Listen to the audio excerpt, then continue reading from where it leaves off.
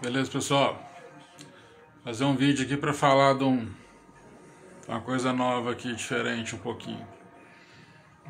Mais um par de caixa, esse aqui de 15, 200 watts RMS, mas foi montado com um falante novo, um pouquinho diferente.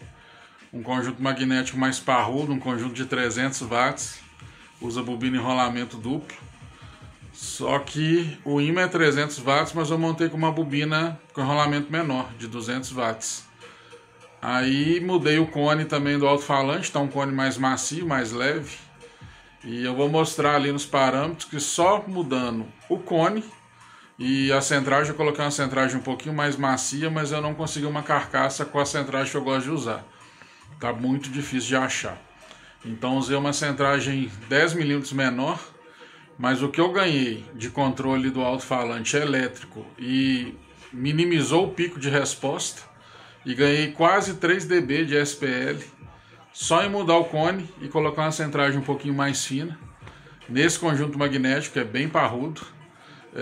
Esse conjunto, como eu falei, é de 300, mas montado com uma bobina menor para suportar 200. E daqui a pouco vai chegar, aí eu já comprei no fornecedor um outro ímã para tentar montar um de 150. Com a mesma característica desse, que desce bastante, seja um automatic bem macio, para ter baixa frequência de grave. Ali, ó, no DATS, eu vou virar o celular aqui, vou filmar lá e mostrar essa diferença de parâmetro que deu. Como é que mudando um cone e mudando um pouco de uma centragem faz diferença no resultado final.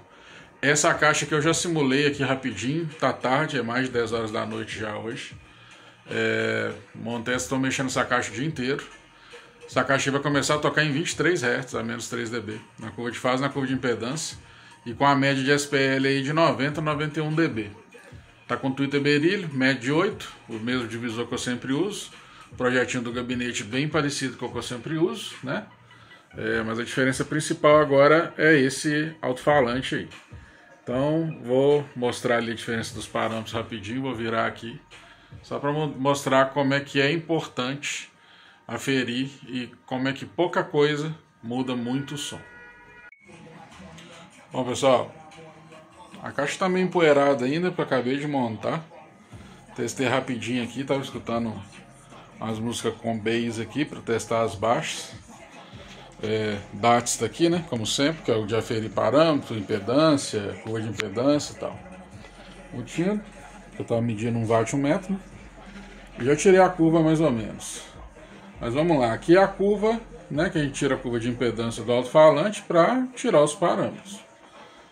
Esse alto-falante aqui é o que eu montei com um conjunto magnético antigo, né? Antigo não, mesmo conjunto magnético, mas eu usei uma bobina com a resistência um pouco menor e o cone era um pouquinho mais pesado, mais rígido. Agora eu consegui um cone um pouco mais leve e mais macio. Esse aqui ficou com 87 dB, ó. Foi o primeiro que eu montei, que é daquela caixa azul que está aí no canal de 200 watts também. Aí ficou com 87 dB de SPL. A resistência elétrica está mais baixa. FS está uns 2 Hz mais baixo do que o modelo novo. Mas olha os parâmetros principais. QTS e QS está acima de 1 ponto, né? E o QMS até que ele ficou com controle de amortecimento um pouco melhor, ficou com 7.8. Esse aqui é o antigo.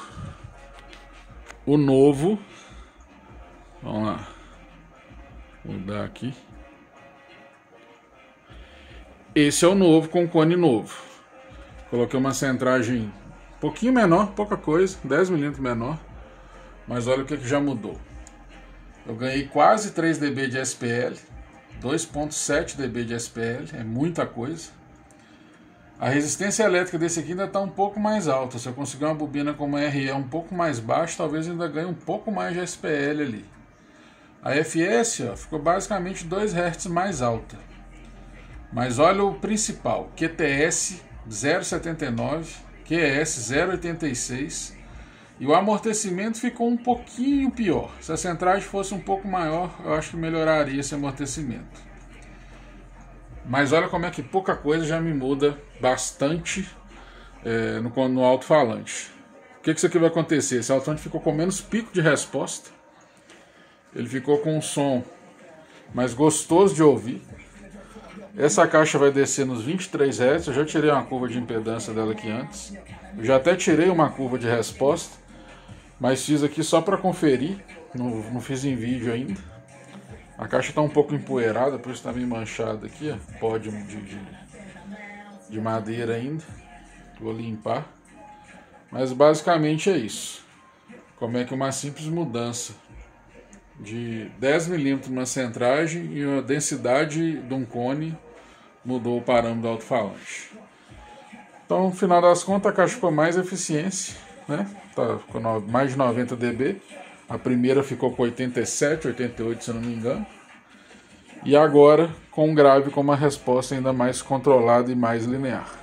É isso.